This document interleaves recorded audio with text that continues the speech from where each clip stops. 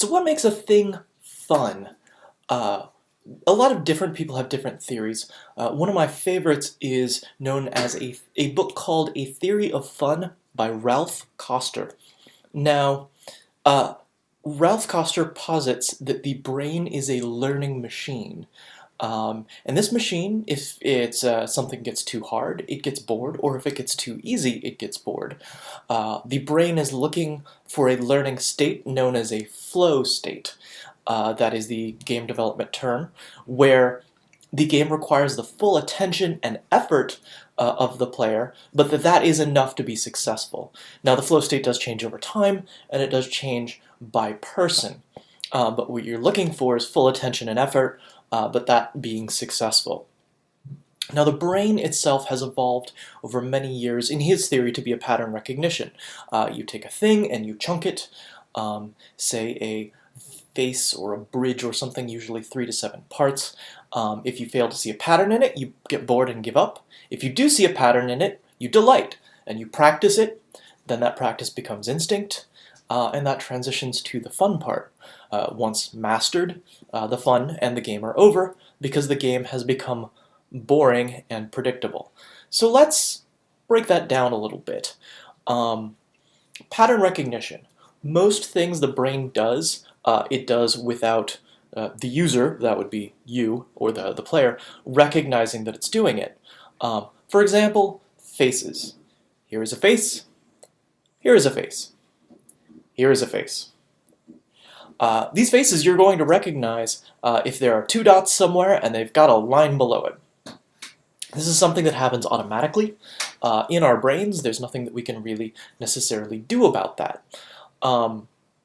But how does the brain do this? And that becomes really important to us as game designers. The way the brain does this is through chunking, which is to say that they take disparate pieces, combine them together, and put them into one thing. So when you walk, for example, as an autonomic action that you've been taking since you were 3 years old, but it took you 3 years to learn how to do it, you're moving your muscles, you're moving your legs, you're moving your upper body, you're changing your weight balance, you're doing all of these things, but to you as the controller of this body, you're just thinking of it as I'm walking forward. Similarly, you're trying to chunk patterns with everything that you're doing during the day. That could be a piece of music that you're listening to, that could be a face that you're seeing and maybe you recognize the person. Or in video game terms, that could be something like you see that there's a pit, you see that there's an open area over the pit, and you see that there's maybe sharks or alligators inside the pit. That then chunks into your mind as a jumping challenge. For most of these, what you're looking for is groups of up to 7 individual pieces.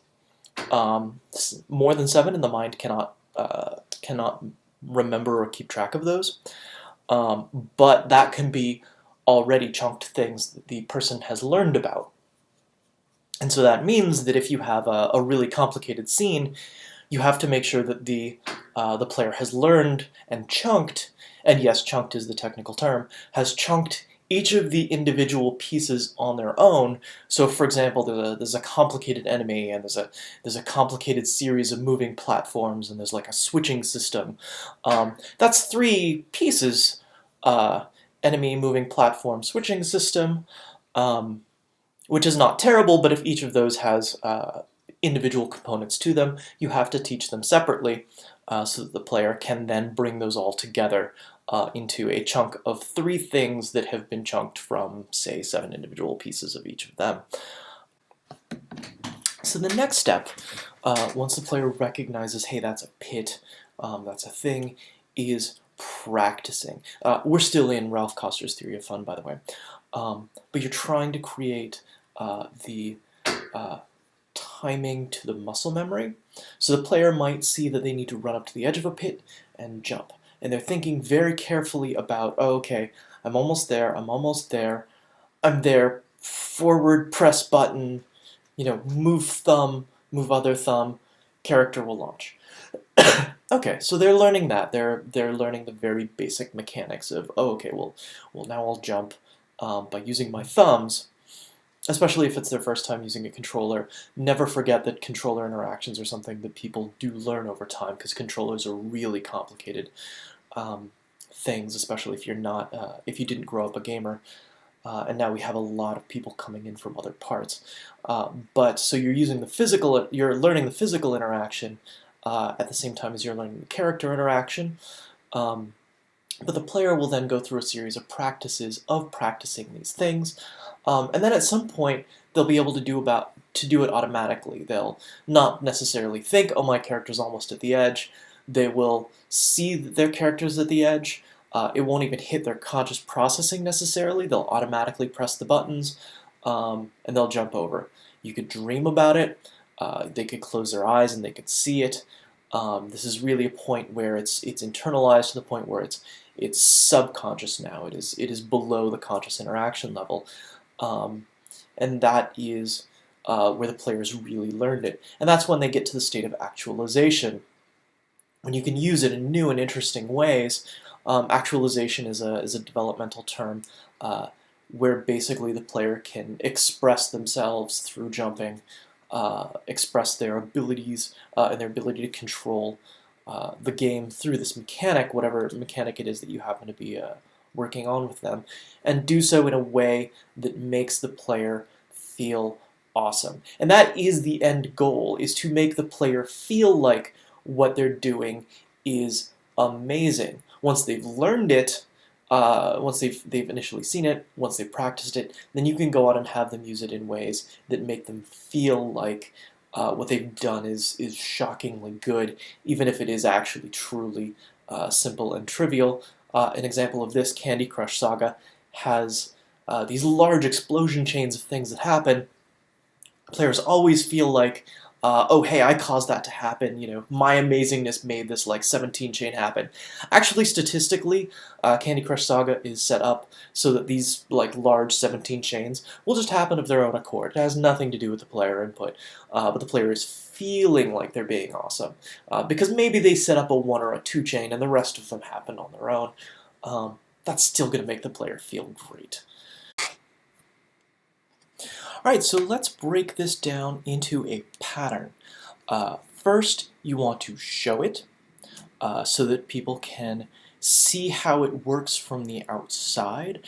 You might have a character running along in the background, jumping over a pit before the player's character needs to do it. Then you want to introduce it, show off this ability or have the player use this ability in a gentle, no-pressure environment, someplace where there is no punishment for failure of any sort. Use it alone, so this might be a pit that they need to jump over, where there suddenly is a punishment for failure. If you actually fall into it, you might take some damage, you might die, but there is a punishment associated with it, though it's only being used in this one very specific context alone, and then master it, which is to say, now that they understand how to use it, you introduce other elements that go along with it. For a pit, that might be a jumping fire flower that they need to avoid the timing of, or like a complicated series of jumps of different heights that they need to all be able to do in one run. That's sort of a mastery. That's where you're mixing it with other elements within the gameplay. And so those are the 4 basic steps, and it's really important. I'm going to hammer that into you all semester, that this is how you introduce new elements to your gameplay. Show it so that they can see it someone else doing it. Introduce it in a no-pressure environment. Use it in a pressure environment, but on its own, and then master it where it is mixing with other elements. So let's go over quickly what games are. I have a friend that I've worked with for years by the name of Ben Schneider. A wonderful guy. He did all the writing on Titan Quest, or at least a large chunk of it. They are not just puzzles. They are not just simply things to be learned. Unlike what the media might be telling you, they are not murder simulators. Uh, Damage, killing, violence is really only one thing that can be used, and it's a thing that happens to simulate easily. Uh, but that's not even the fundamentals of what makes gameplay. And they're not movies. You might have a writing group. You might have a writer in the group right now that feels like, oh, these are interactive movies. We've seen what happens when you start a game from an interactive movie perspective. It's actually pretty terrible. Nothing against the writers here. Um, and there are some strong ways to do narrative in games, but it's a very different process than thinking of them as movies. Um, think of them as brain exercises. They're in some ways they're edutainment because they're a form of entertainment where the player is learning something, and that learning something is part of the fun. Now, what they might be learning might not necessarily be applicable in the broad life or helpful for, say, being able to speak English or do math. But they are learning something, and that's really important to pulling off the gameplay. Um, they are animals at play. We are predisposed, pre-built to be exploring our environments in our unstructured time, to be trying things in safe ways when we're not necessarily working or doing the things that we have to do. Um, so, be thinking about how an animal might play with their environment when they're not specifically hunting. And there are, sometimes that these things are turning serious. SimCity will teach you about financial management and city planning. There are war games. There are business games. I personally actually now work at a English language learning company that teaches people how to read English through these games. There's actually serious gaming summits. It's really a big thing, but it's still a form of play. They do teach a lot of different things. Um, they teach you chance through, say, dice, like what does a chance of a 7 coming up? What does that really mean? What does that feel like? They teach you about controlling territory, Go, for example. Hide and seek is a form of play, but that's also teaching you about hunting, skills that a human would need in the future. Horseshoes teaches you about aiming. Jump rope is a very timing-based element where you have to time your movements very carefully. Sports teaches you all about teamwork. And this was a thing that I did not understand when I necessarily went through my high school and college experiences. But sports, well, I thought of sports as violence simulators at the time. Really, they're teamwork simulators, and that's what that's teaching you.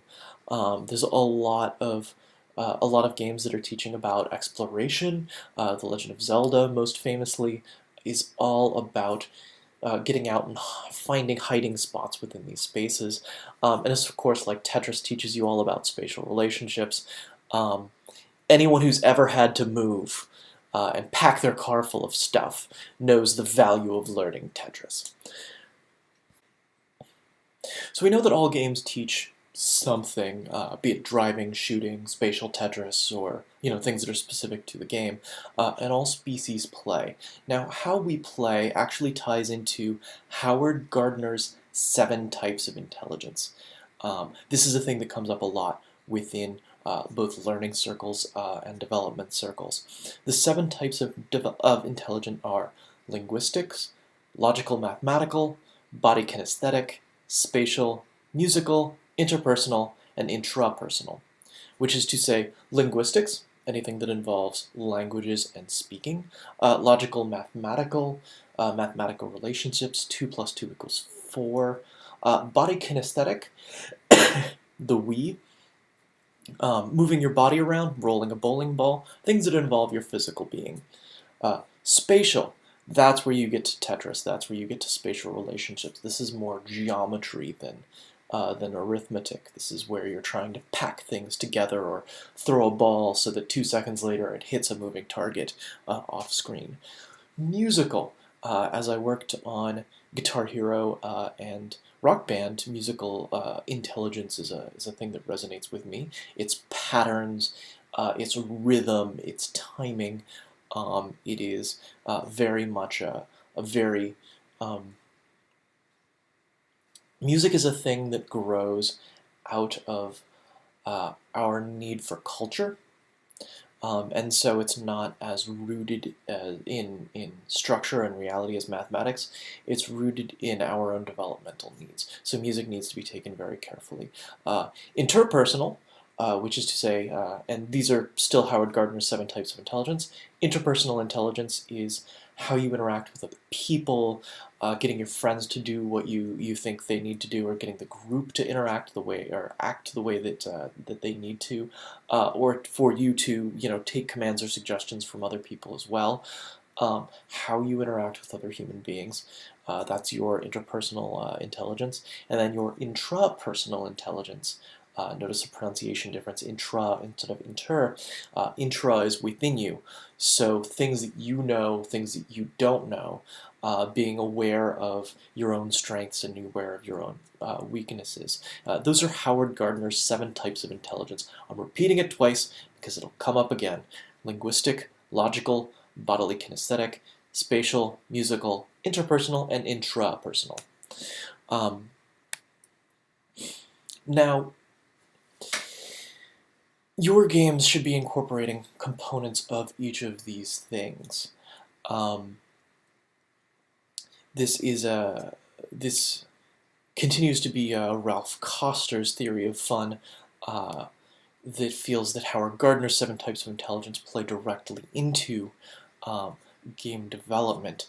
Now, Ralph Koster is saying that successful games incorporate a couple of other elements. This is another list. Yes, I am very list heavy about some of these things. Preparation.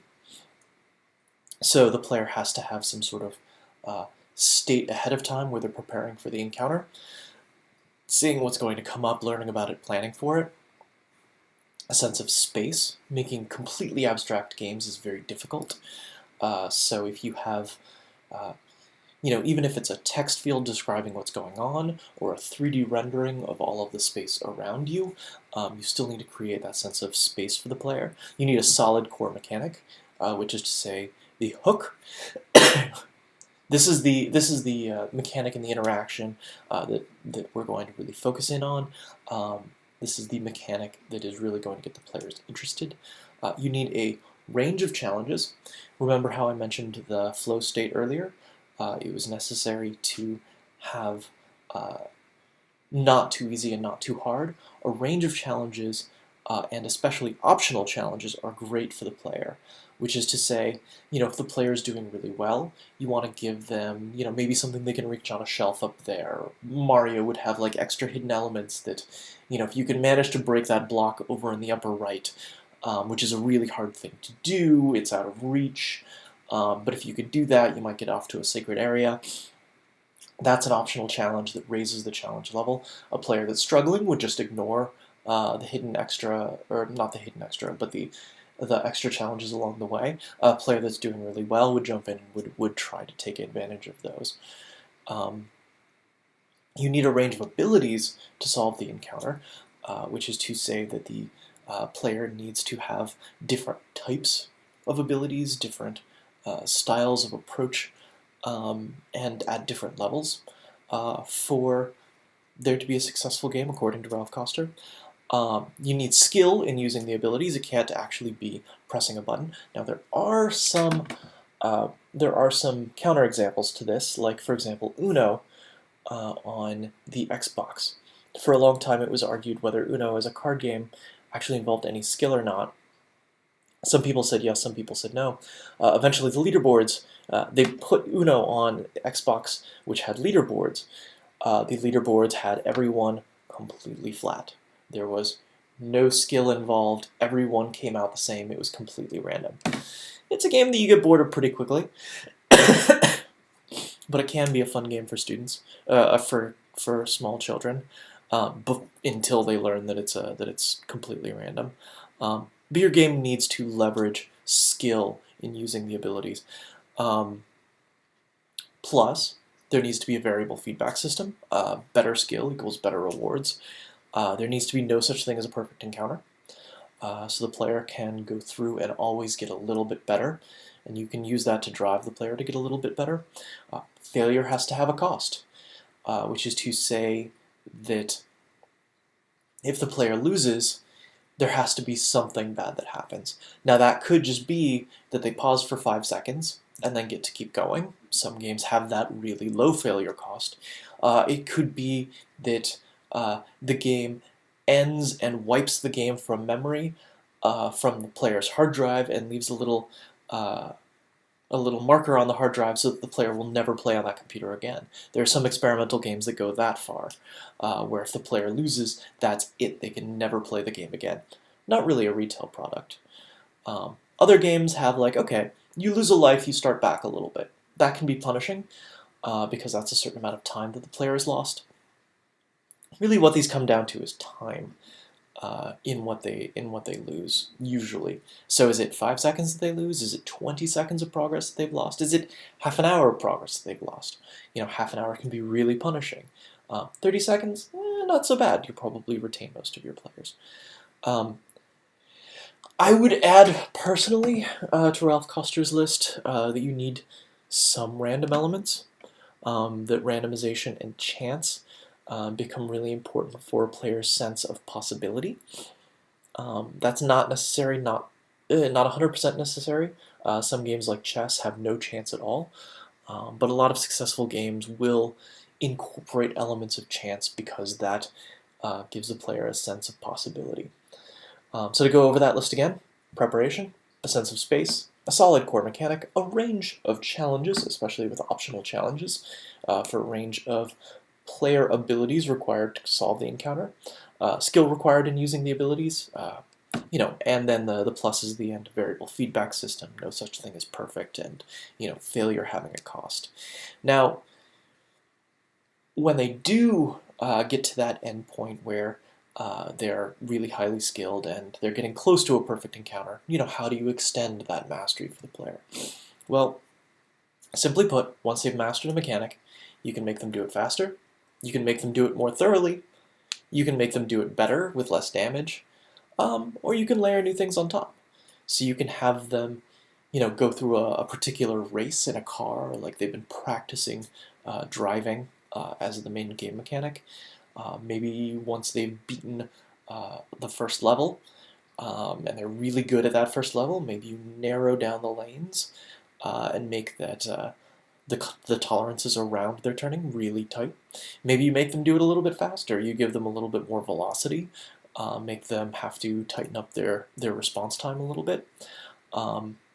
Maybe it's a fighting game and they have to do something more thoroughly. So instead of beating one enemy, they need to beat 2 or 20. Or like do it better with more damage. Maybe you have an optional achievement that's like, take only 5 points of damage within this level. And the players normally take 10, so they're going to try to optimize down to that 5 point. Games are not story, they're not setting, and they're not plot. Those can be elements of the gameplay, but for the purposes of this class, we're going to focus in on the interactions. We're going to focus in on what it is that the player is doing, and how you introduce the player to those concepts. Story, setting, and plot, they're important. You can put components of those within your works for this class, but they're not the focus. The interactions are the focus.